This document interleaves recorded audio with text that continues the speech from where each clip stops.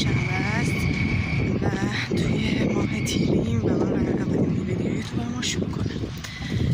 چالشی که امروز قراره بریم اینه که قراره توی مکانهای مختلف کتاب بخونیم، یعنی یه مکانهای غیر معمول که من امروز خب روز شلوغی دارم و به خاطر همین حالا سعی نمیخوام بکنم که تو مکانهای غیر معمول کتاب بخونم، چون همطوریش هم تو مکانهای غیر معمول دارم میرم و دیگه همونجا هم کتاب میخونم. با اتوبوس قرار اولین جا رو برم که متاسفانه سعی داشتم توش که کتاب صوتی گوش بدم اما هندز فریمو گم کردم و خب همینطوری کتاب میخونیم. حالا فعلا بزن بریم. باید یه معرفی هم خودم بکنم، این که من مبینا 17 سالمه، 9 آذر میشه 18 سالم و اصفهانیم.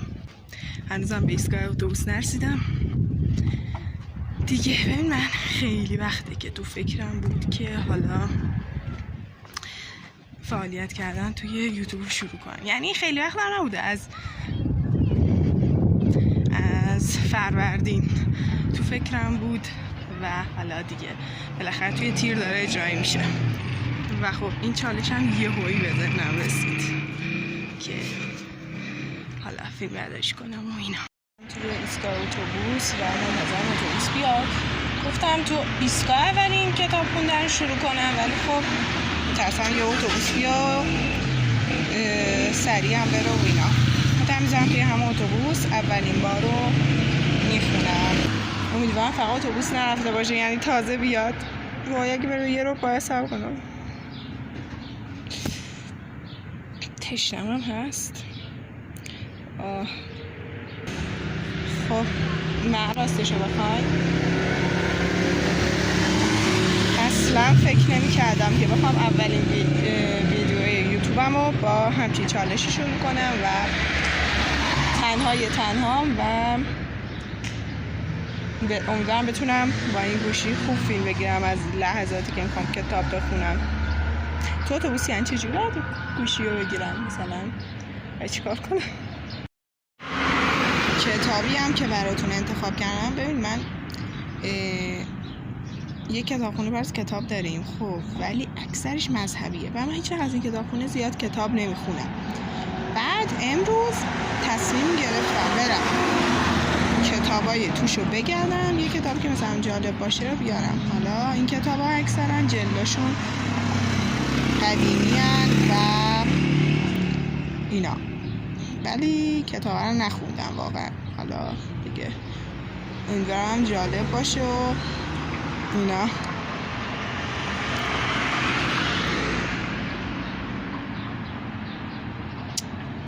وای هنوز نیومده، نگرانم دیر برسه.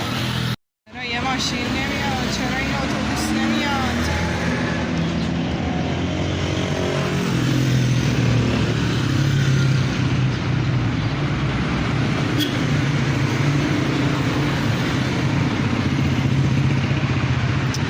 وای خسته شدم. هم یه جوری نگاه میکنم لنگاری باشه که دیگه نه تا یکی دیگه کنارم بیاد خجالت بکشم فیلم بگیرم اصلا. ولی واقعا چجوری باید تو اتوبوس بیام بیام و ویدیو بگیرم؟ پشمام. باشه که کنارم بود. من الان تو همچین موقعیتی باید کتاب راز تنهایی بخونم. خب آقا ما بعد از عهد بوقی اتوبوس اومد و سوار شدیم و دیگه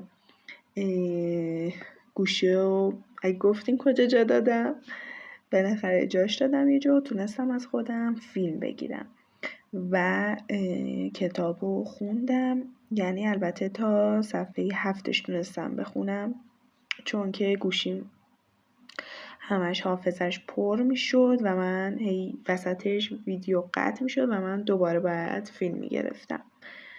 ولی خب تونستم با موفقیت تا صفحه 7 بخونم و بعدش هم دیگه ویدیو قطع کردم و همینطوری یه چند تا صفحه بعدش هم خودم خوندم و دیگه فیلم نگرفتم. آوارگان جزیره.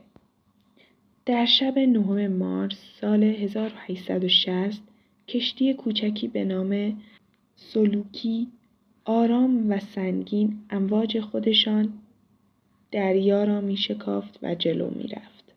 ناگهان مقارن ساعت 11 شب دستخوش طوفان شد. در انتهای کشتی 3 جوان 14 ساله با مهارت تلاش می کردند تا از انحراف آن به سمت دیگر جلوگیری کنند. یکی از آنها که شجاع‌تر از دیگران بود رو به دوستانش کرد و گفت: برایان، جاناتان، خونسردی خود را حفظ کنید. هراس به دل راه ندهید. کاپیتان کشتی شخصی کارکشته و ماهر است و ما را از این مهلکه می‌رهاند. در این هنگام پارس سگی که به سطح کشتی آمده بود میان کودکان خردسال وحشتی مضاعف ایجاد کرد. برایان فریاد کشید: چشمهایتان را ببندید. نترسید. فعلا هیچ خطری ما را تهدید نمی کند. آرام باشید بچه‌ها. بروید داخل کشتی بنشینید. زود باشید. خدای من، باز هم یکی از آن امواج دارد به طرف کشتی می آید. خدایا کمکمان کن. این فریاد ماکو بود که به دیگران هشدار میداد مراقب باشند. برایان رو به باکستر کرد و گفت: تو و کروس و سایرین نزد بچه‌ها بمانید. ما 4 نفر سعی می‌کنیم کشتی را از خطر امواج مصون نگه داریم. باکستر با خود نجوا کرد: اینها خودشان هم می‌ترسند. تمامش ظاهرسازی است. مسخره است. به واقع نیز چنین بود، زیرا تنها 15 بچه داخل قایق بودند که آب آنها را برده و میان امواج رها کرده بود. حتی یک مرد بزرگسال یا کاپیتانی در کشتی نبود تا آنها را از این طوفان سهمگین برهاند. چون که حافظم هی پر میشه و من هر ویدیو قطع کنم و برم یه سری چیزا پاک کنم تا دوباره ویدیو بگیرم، ولی خب خودش دارم میخونم، یعنی حتی خطم نگه میدارم که مثلا از یه جای دیگه نخونم. و خاطر همین میریم حالا دیگه توی قسمت دوم یه مکان دیگه شروع کنیم به آقا. من اومدم توی اتوبوس کتاب بخونم. بعد اول اینکه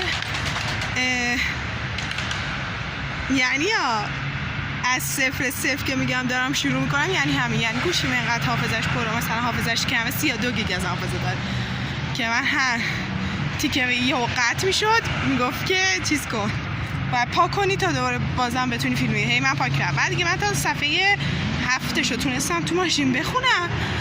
بعد دیگه گفتم حالا مثلا من جای دیگه هم قرار فیلم بگیرم و اینا، حالا دیگه چقدر پاک کنم تا بتونم فیلم بگیرم و اینا. دیگه تصمیم گرفتم که ادامهشو بریم توی مکان دوم بخونیم. حالا هم در حال رفتم به مکان دومی و امیدوارم که خوب بشه. آره خلاصه بعدش دیگه داشتم همجور رفتم. حالا برای ویدیو هم که نباشه خودم بشنم همجور، حالا بدون که ویدیو بگیرم بخونم. ولی هم وقت رسیدیم. من رسیدم به مکان مورد نظر. راستش رو بخوایم من اومدم فیزیوتراپی و به خاطر اینکه حالا مچ پام آسیب دیده و اینا، به خاطر همین حتی تو ورزش آسیب دیده، به خاطر همین اومدم فیزیوتراپی. حالا دیگه اونجا وقتی رفتم تو کابین که به پام دستگاه بس کنم، اونجا باید کتاب بخونم. بریم ادامه کتابو بخونیم و وارد مکان دوم بشیم. کشتی اینک در اقیانوس آرام که 2000 سنگ پهنا دارد قرار داشت. اقیانوس عظیمی که اگرچه غرش نمی کرد، حتی دیدن آن هم وحشتناک بود. وحشت سرپای وجود بچه‌ها را در بر گرفته بود، چرا که آنها می دانستند در این اقیانوس پهناور همواره کشتی‌های دزدان دریایی در رفت آمدند. بچه‌ها با نومیدی بسیار به آبهای نیلگون خیره شده بودند و آرزو می‌کردند یکی از آن کشتی‌های بزرگ قاره‌پیما و یا کشتی‌های بازرگانی را که همواره در این اقیانوس در رفت آمد بودند مشاهده کنند و از آنها درخواست کمک نمایند. اما دریغ از یک کشتی کوچک بادبانی. برایان و دوستانش سعی در اداره کشتی داشتند، ولی متاسفانه بخت با آنها یار نبود تا بتوانند خود را به یکی از سواحل برسانند. جاناتان مأیوسانه و با لحنی محزون پرسید: برایان چه باید کرد؟ برایان با خونسردی و اعتماد به نفسی بی‌نظیر پاسخ داد: هیچ، خداوند ما را یاری می‌دهد. ما تنها نیستیم و تا زمانی که قادر باشیم در مقابل این طوفان مقاومت می‌کنیم. و این در حالی بود که قسمت مهم دکل کشتی بر اثر طوفان در هم شکسته بود و کشتی بدون بادبان و تنها با اتکا به قسمت‌های سالم حرکت می‌کرد.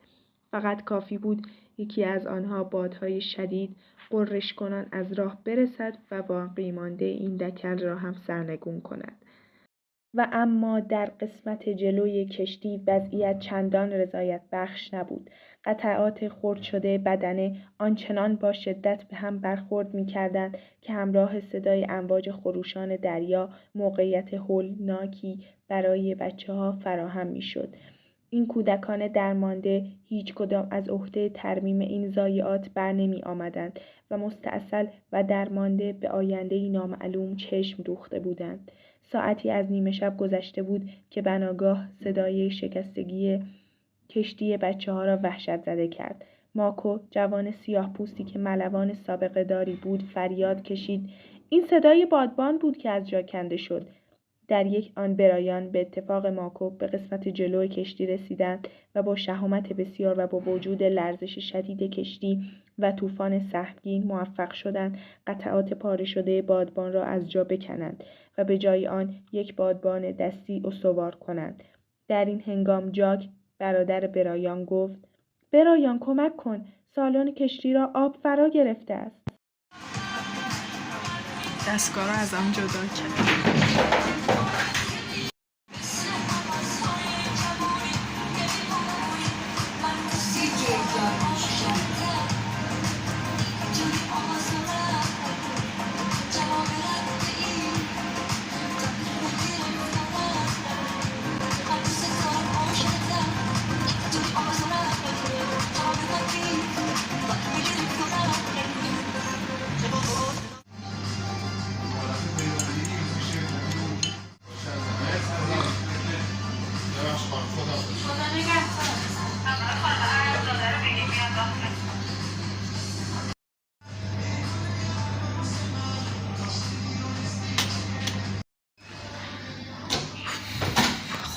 فیزیوتراپی من تمام شد و حالا بریم که بریم خونه و بعد آماده شیم بریم مکان بعدی. حدس می‌زنیم مکان بعدی کجاست؟ بخوام از چالش خود کتاب خوندنه بگم، اگه من نمیخواستم فیلم بگیرم خیلی راحت‌تر میتونستم کتابا رو بخونم. طوری نه، اولین ویدیو هم هست، تمرکزم هم یکم رو ویدیو، هم تازه آهنگ میذاشتم اینا. ولی خب چرا میفهمیدم که داستانش چیه. بعضی وقتا دیدین آدم وقتی میخواد کتاب بخونه اینطوریه که حالا چه میدونم فقط روش نگاه میکنه، اصلا نمیفهمه کتاب داره چی میگه. اینطوری نبودم، میفهمیدم داشت اتفاقی میفته.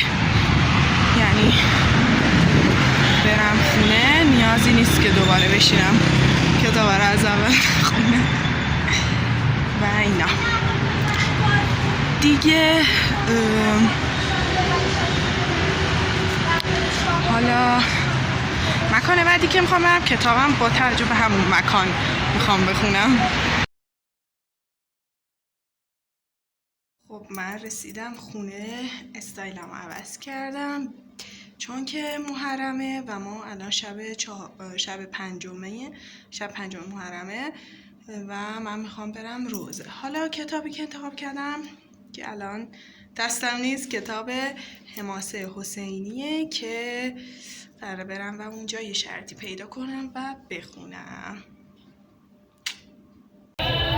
خب من رسیدم مکانی که روزه است و قراره که کتاب خوندن رو شروع کنم و اسم کتابی هم که انتخاب کردم، یعنی کتابی که کلا انتخاب کردم، کتاب حماسه حسینی.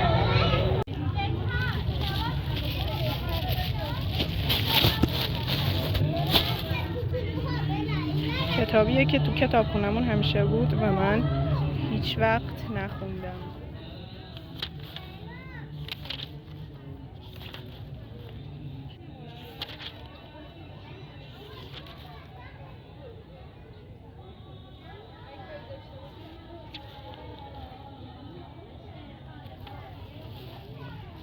حماسه حسینی. معنی حماسه.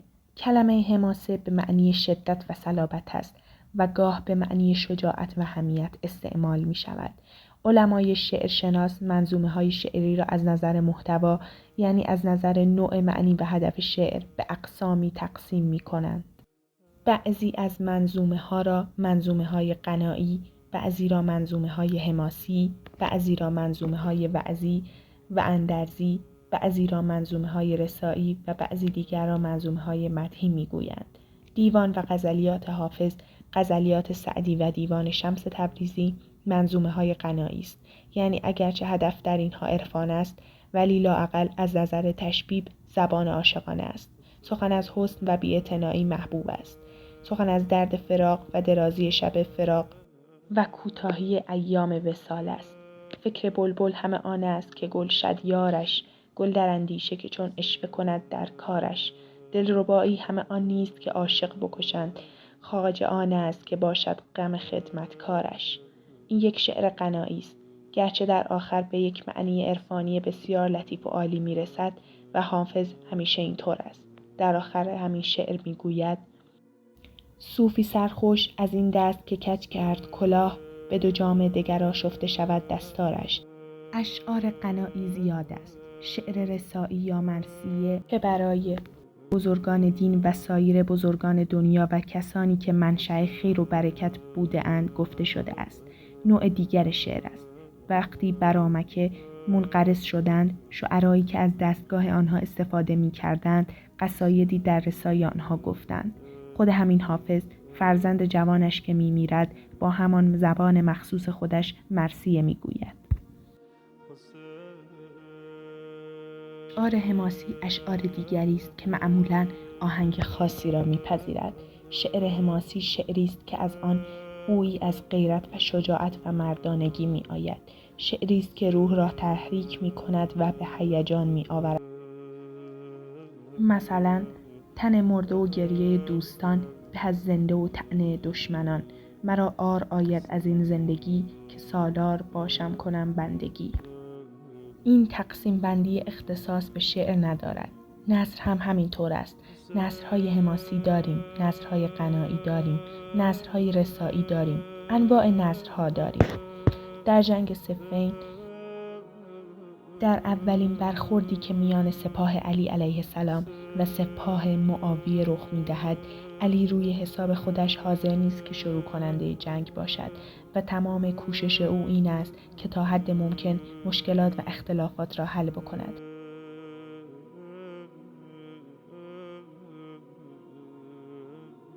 بلکه بتواند معاویه و یارانش را به اصطلاح رو به راه کند. ولی یک وقت متوجه می شود که آنها پیش دستی کرده اند و شریعه، یعنی جایی را که می شود از فرات آب برداشت، گرفتند. علی علیه السلام سعی می کند با مذاکره مسئله را حل کند. پیغام می دهد که هنوز بنای جنگ نیست و می خواهیم مذاکره کنیم، بلکه مسئله با مذاکره حل بشود. ولی طرف مقابل قبول نکرد. بنابراین یا باید اصحابش از تشنگی از پا در بیایند و یا باید جنگید، جنگی که دشمن شروع کرده است.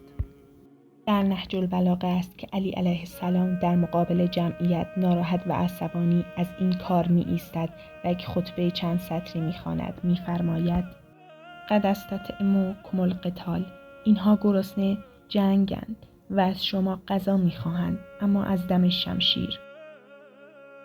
لشکریانم، نمی گویم بروید بجنگید، بروید یکی از این 2 راه را انتخاب کنید. یا تن به ذلت بدهید که آب را ببرند و شما نگاه کنید، یا اینکه این تیغ‌ها را از خون این ناکسان سیراب کنید تا خودتان سیراب شوید. زندگی این است که بمیرید ولی فائق باشید و مردن این است که زنده باشید و ولی تو سری خور.